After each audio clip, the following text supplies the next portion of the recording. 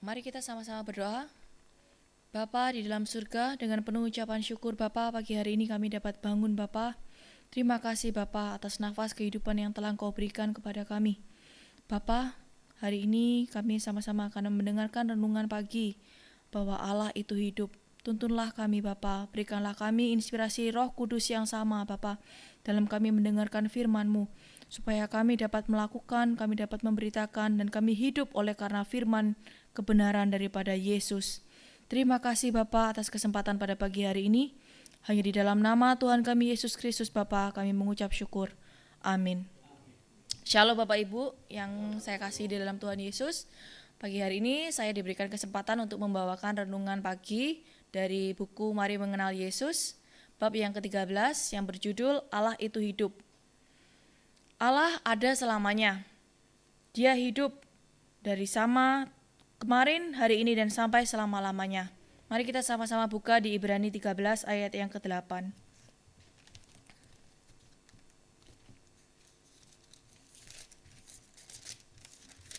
Ayat pembuka yang saya bawakan adalah dari Ibrani 13 ayat yang ke-8. Yesus Kristus tetap sama, baik kemarin maupun hari ini, dan sampai selama-lamanya. Allah itu ada selamanya. Allah itu hidup. Karena itu dia mengutus Yesus untuk menunjukkan bahwa dia hidup hari ini, kemarin, dan sampai selamanya. Ketika umat manusia tidak mengenal Allah, dia mengutus Yesus Kristus untuk memperlihatkan dirinya kepada dunia. Dan kita baca di dalam Yohanes 14 ayat yang ke-9 dan 11. Ini percakapan dengan Filipus. Saya bacakan di Yohanes 14.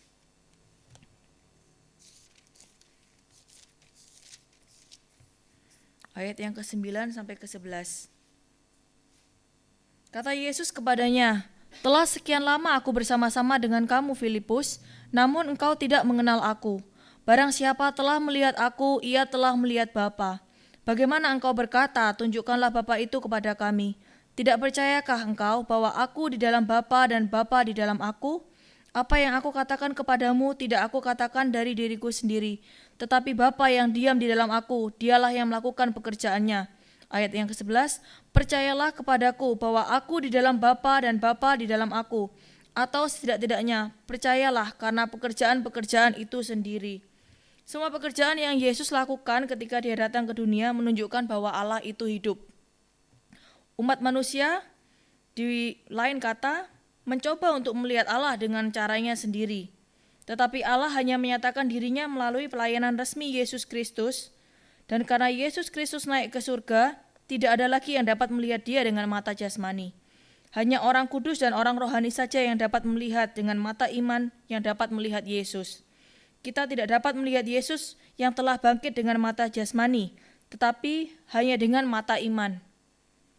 Yesus datang ke bumi agar dia dapat dilihat dengan mata jasmani. Orang-orang tidak dapat mengenali dia pada saat itu, tetapi semua pekerjaan hanya mungkin terjadi melalui Allah.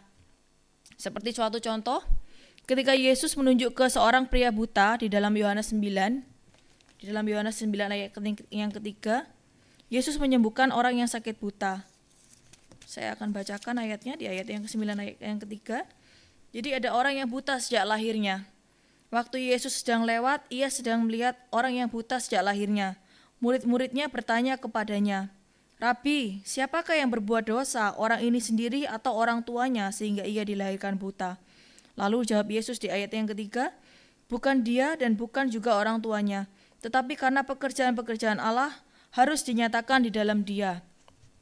Nah, akibatnya Yesus melakukan semua pekerjaannya dengan kuasa Allah, dan dia menunjukkan bahwa Allah itu hidup.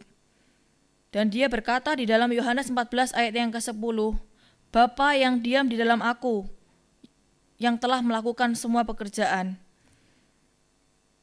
Dan ketika Yesus datang, Yesus berkata kepada setiap orang ketika dia melakukan mukjizat, bahwa segala pekerjaan yang telah dilakukan Yesus itu adalah melalui Bapa. Bapa yang melakukan semua pekerjaan yang telah dilakukan oleh Yesus, karena Bapa yang telah mengutus Yesus. Ironisnya pada saat itu, Yesus berkata, melihat situasi yang sedang terjadi pada saat Yesus melakukan pelayanan, orang-orang tidak bisa menerima hal itu. Karenanya Yesus berkata di dalam Yohanes 5 ayat 42, dia berkata, "Tetapi aku tahu bahwa kamu tidak memiliki kasih Allah di dalam kamu. Aku datang dalam nama Bapakku dan kamu tidak menerima aku. Jika orang lain datang atas namanya sendiri, maka kamu akan menerimanya." Hal ini terjadi ya Bapak Ibu ya, pada zaman Yesus ketika melayani, orang-orang tuh tidak menerima, tidak mengapresiasi, tidak menghargai.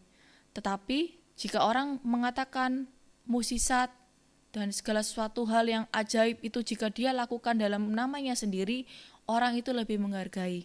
Tetapi jika perbuatan yang Yesus lakukan ini berasal dari Allah Bapa, orang itu menganggapnya sepele. Orang itu hanya memandang sebelah mata. Yesus melihat situasi yang begitu membuat ironis ini. Yesus sampai berkata di dalam Yohanes 5 ayat 43, orang jika datang dengan namanya sendiri, kamu lebih dapat menerimanya. Tetapi ini tidak menunjukkan bahwa kamu memiliki iman bahwa Allah itu hidup di dalam Yesus. Bahwa Yesus itu diutus oleh Bapa untuk menunjukkan bahwa Allah itu hidup melalui Yesus. Bahkan pada zaman yang sekarang pun, kita tetap harus melakukan pekerjaan Yesus melalui kita, melalui Roh Kudus.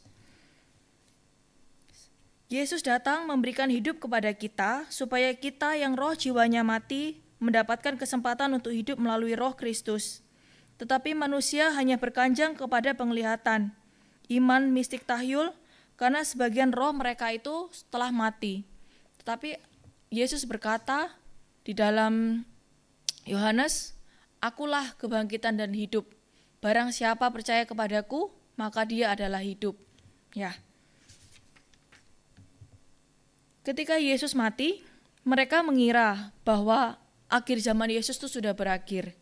Yesus dimakamkan di kuburannya sehingga mereka tidak dapat lagi melihatnya. Meskipun orang-orang meninggalkan dia, ini bukanlah akhir zaman Yesus. Justru ketika Yesus telah mati di kayu salib dan ketika dia bangkit kembali, ini adalah awal dari segalanya. Ini adalah Yesus memenuhi kehendak Allah yang hidup. Allah yang hidup telah menyelamatkan Yesus dari kematian dan Yesus bangkit naik ke surga mengirimkan Roh Kudus. Sama seperti Yesus menunjukkan Allah secara pribadi kepada dunia ketika dia berada di bumi. Roh Kudus sekarang menunjukkan Allah kepada kita. Di dalam Yohanes 16 ayat ke-17, Yesus berkata, "Meskipun demikian aku mengatakan yang sebenarnya, untuk keuntunganmu aku pergi. Karena jika aku tidak pergi, penolong tidak akan datang kepada saudara. Tetapi jika aku pergi, aku akan mengirimkan dia kepadamu." Jika Yesus masih di bumi berkeliling, mungkin manusia, mungkin umatnya hanya akan mencari Yesus untuk melihat Yesus dengan mata jasmani. Tetapi ketika Yesus sudah naik ke surga, Yesus mengirimkan Roh Kudus-Nya kepada setiap orang yang percaya, supaya setiap orang percaya yang telah dikuduskan melakukan pekerjaan-pekerjaan Allah yang hidup melalui kita, melakukan banyak mukjizat dan memberikan tanda kuasa. Orang tidak dapat melihat Allah dengan mata mereka, sehingga mereka jarang mengakui bahwa Allah itu hidup. Sebagai sebuah contoh lagi, ketika seorang perwira Romawi melihat hamba yang sakit itu sakit dan sekarat, dia mengirimkan beberapa tua-tua Yahudi untuk meminta Yesus menyelamatkan. Pada saat itu, Yesus pergi ke rumah perwira itu dan mengirim teman-temannya untuk berkata, perwira itu berkata kepada teman-temannya, "Tuhan, jangan repotkan dirimu, karena aku tidak layak bahwa engkau harus masuk ke rumahku. Oleh karena itu, aku bahkan tidak menganggap diriku layak untuk datang kepadamu. Tetapi katakanlah sesuatu dan pelayanku itu akan sembuh. Karena saya juga adalah orang bawahan yang ditempatkan di bawah otoritas, memiliki tentara di bawah saya dan berkata kepada seorang, 'Pergi,' dan dia pergi. Dan yang lain, 'Kemari,' dia datang. Dan kepada pelayanku, 'Lakukan ini,' dia melakukannya." Ini adalah iman yang Yesus kehendaki pada saat itu, Bapak Ibu Saudara. Jadi iman yang kita tidak perlu melihat bahwa Allah itu harus hadir di tengah-tengah kita secara mata jasmani untuk menolong kita, untuk membuktikan bahwa Allah itu hidup. Yesus berkata bahwa iman yang dimiliki oleh perwira ini itu adalah iman yang dia inginkan. Adalah iman yang tidak dia lihat di bangsa Israel pada waktu itu. Iman yang kita butuhkan adalah bukan karena melihat, tetapi karena kita percaya. Kita harus percaya bahwa Allah itu hidup. Karena Allah itu adalah roh. kita tidak dapat melihat Allah secara mata jasmani. Karena itu kita harus percaya bahwa apa yang tertulis, apa yang telah disaksikan oleh para murid-murid itu membuktikan bahwa Allah itu sungguh hidup pada zaman dahulu, sekarang maupun zaman yang akan datang. Dan orang-orang mungkin mengatakan di dalam Yohanes 16 akan ayat 10, Yesus berkata, "Akan kebenaran karena aku pergi kepada Bapa-Ku dan kamu tidak melihat aku lagi." Yesus mengatakan ini ketika dia berkata, "Tetapi karena aku mengatakan hal itu kepadamu, sebab itu hatimu berduka cita." Di dalam Yohanes 16 ayat 6. "Demikian kamu sekarang diliputi duka cita, tetapi aku akan melihat kamu lagi, dan hatimu akan bergembira dan tidak ada seorang pun yang dapat merampas kegembiraanmu daripadamu." Ini menunjukkan pada zaman sekarang ya. Jika kita ingin dilayani, kita ingin melihat kehendak Allah yang hidup, kita tuh kadang hanya berkanjang kepada para gembala yang terhormat. Kita ingin kita tuh didoakan oleh gembala tertentu saja. Padahal kita harus tahu bahwa Allah yang hidup itu ada di antara kita orang-orang yang percaya yang telah dikuduskan. Setiap kita yang memiliki kuasa tanda-tanda Roh Kudus seperti yang tertulis di dalam Kisah Para Rasul pun, Allah telah memberikan kuasanya kepada kita supaya kita yang percaya bahwa Allah itu hidup, kita memiliki Roh Kudus, kita yang telah dikuduskan dan memiliki bakti darah Yesus, kita harus menyaksikan bahwa Allah itu hidup melalui hidup kita. Kita memiliki kuasa yang universal untuk menyatakan bahwa Allah itu hidup di tengah-tengah kita hingga sampai saat ini juga. Ketika Yesus berada di bumi, kita kembali lagi kepada pelayanan Yesus di bumi. Ketika Yesus berada di bumi, dia menunjukkan bahwa Allah hidup melalui pekerjaannya dan menakjubkan. Dia memanggil orang-orang dari kematian dengan otoritas dan kuasanya, membuat orang buta melihat dan banyak lagi. Pekerjaan ini terus digenapi, bahkan setelah dia pergi ke surga. Ini karena Yesus pergi ke surga mengirimkan Roh Kudus dan Roh Kudus bersaksi bahwa Allah itu hidup. Oleh karena itu, kesaksian bahwa Allah itu hidup selama pelayanan resmi Yesus, mereka dapat melihatnya hari ini dan semua pekerjaannya tetap sama dari masa lalu dimanapun di dunia. Seperti tanda-tanda yang telah diberikan oleh orang percaya, kita dapat bacanya di Markus 16 ayat ke-17. Markus 16 ayat yang ke-17.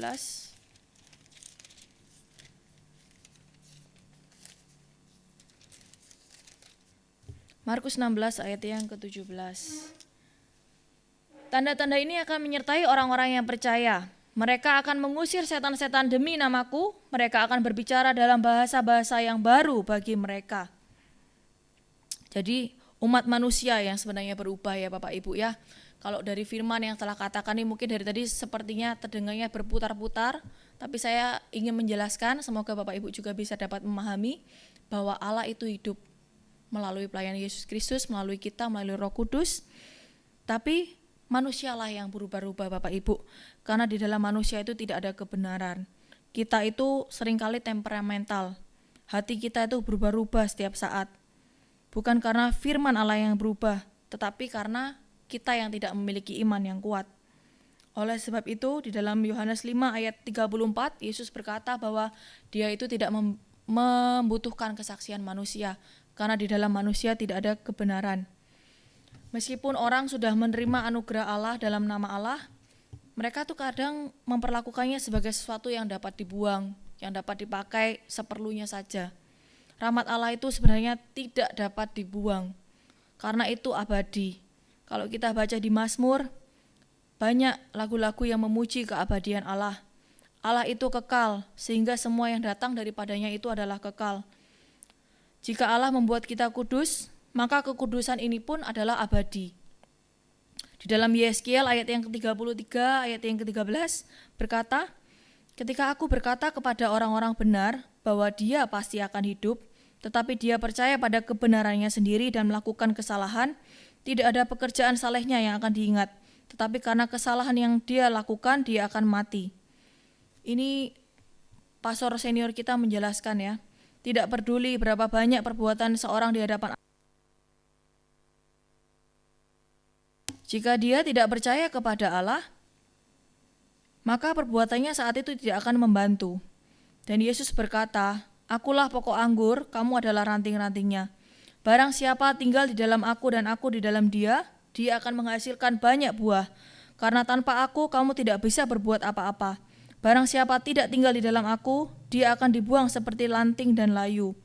Orang yang tidak percaya kepada Allah itu seperti ranting yang dipotong dari pohon. Itu akan mengering secara alami. Jika kita menerima kekuatan spiritual dalam nama Allah, kekuatan ini kekal. Orang-orang mengira kekuatan yang diberikan Allah itu dapat dibuang. Misalnya, seorang yang sakit menerima perumpangan tangan oleh seorang pendeta untuk menerima kekuatan spiritual atau kesembuhan. Tetapi, jika orang itu menerima kekuasaan, dia harus percaya bahwa penyakitnya itu telah hilang. Ketika gejala atau sakit penyakit tidak hilang, mungkin dia akan meminta pendeta itu untuk berdoa sekali lagi untuk dia untuk penyakitnya itu dapat disembuhkan, untuk dia dapat menerima mukjizat.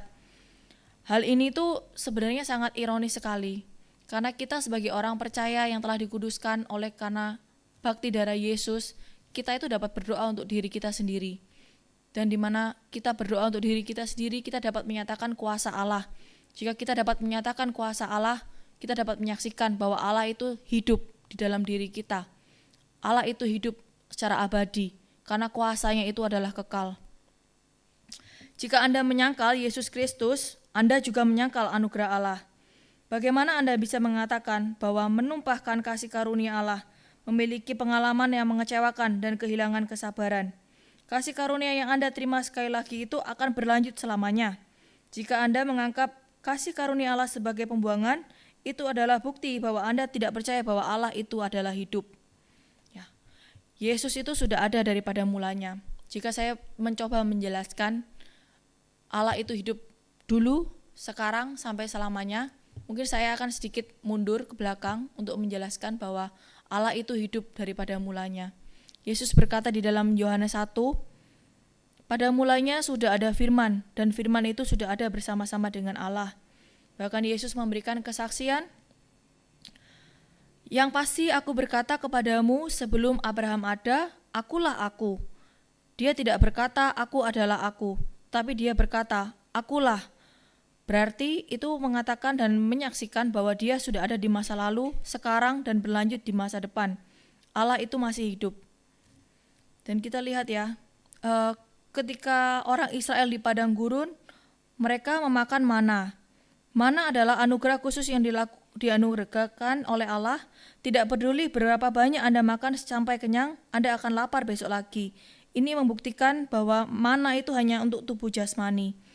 Pada zaman dulu ketika umat Israel dituntun oleh Musa keluar dari padang gurun, Allah itu membuktikan bahwa Allah itu hidup menyertai bangsa Israel dengan memberikan makanan secara jasmani.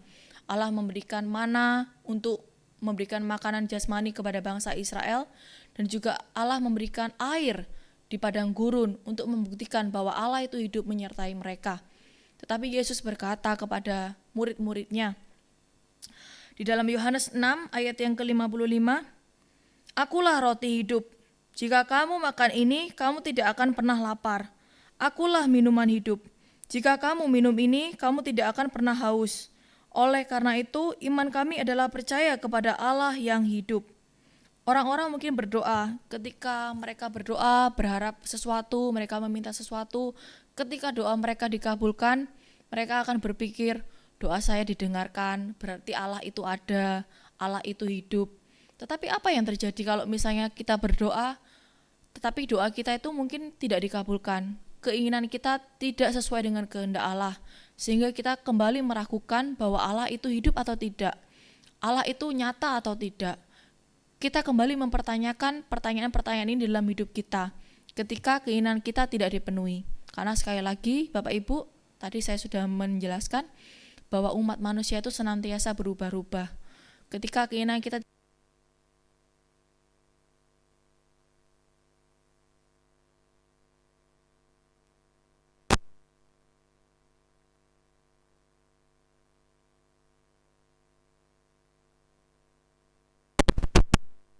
ada atau tidak, Allah itu nyata atau tidak.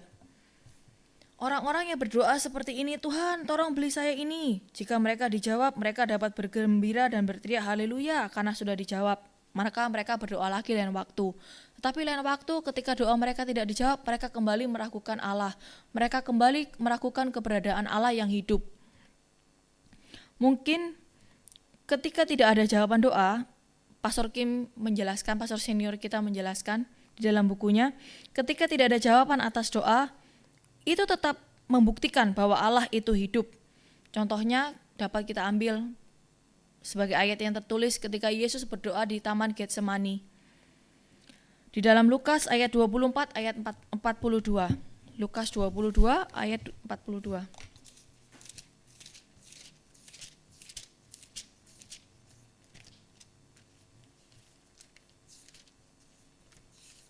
Di dalam Lukas 22 ayat yang 42. Ya Bapakku, jikalau engkau mau, ambillah cawan ini daripadaku, tetapi bukanlah kehendakku, melainkan kehendakmu lah yang terjadi. Meskipun dia berdoa dengan kehendaknya sendiri, dia ingin dijawab oleh kehendak Bapa. Ini mengakui bahwa Tuhan itu hidup. Beberapa orang berkata, saya ingin hidup sesuai dengan kehendak Tuhan, tetapi hal-hal tidak terjadi seperti yang saya inginkan. Ini adalah cara berpikir yang logikal. Meskipun kami meminta apapun yang kami inginkan, jawaban diberikan oleh kehendak Allah yang hidup. Orang tidak percaya bahwa Tuhan itu hidup karena tidak memiliki iman ini. Kita semua pasti berdoa agar semua keinginan kita itu digenapi, agar semua doa kita itu dikabulkan. Kita tidak tahu apakah hal ini baik atau buruk. Tetapi Allah yang hidup itu mengetahui apakah kehendak kita ini sesuai dengan kehendaknya atau tidak. Jadi pada poin yang ini tuh saya juga ingin menyampaikan bahwa pada zaman sekarang ini, pada zaman yang akan datang, kita itu juga melakukan tanda-tanda dan kuasa dalam pelayanan kita. Tetapi ketika kehendak kita, keinginan kita mungkin tidak dipenuhi karena tidak sejalan dengan kehendak Allah, jangan sampai kita tuh meragukan bahwa Allah itu tidak lagi hidup, bahwa Allah itu tidak lagi nyata dalam kehidupan kita jika seandainya doa kita itu tidak dikabulkan. Secara jasmani kita ingin berdoa untuk digenapi, untuk membuktikan bahwa Allah itu hidup. Allah kita adalah Allah yang hidup dan kita harus hidup sesuai dengan kehendak Bapa, bukan dengan kehendak kita. Karena kalau kita baca di Galatia 2 ayat 20. Ini adalah ayat terakhir yang akan saya bacakan di Galatia 2 ayat 20.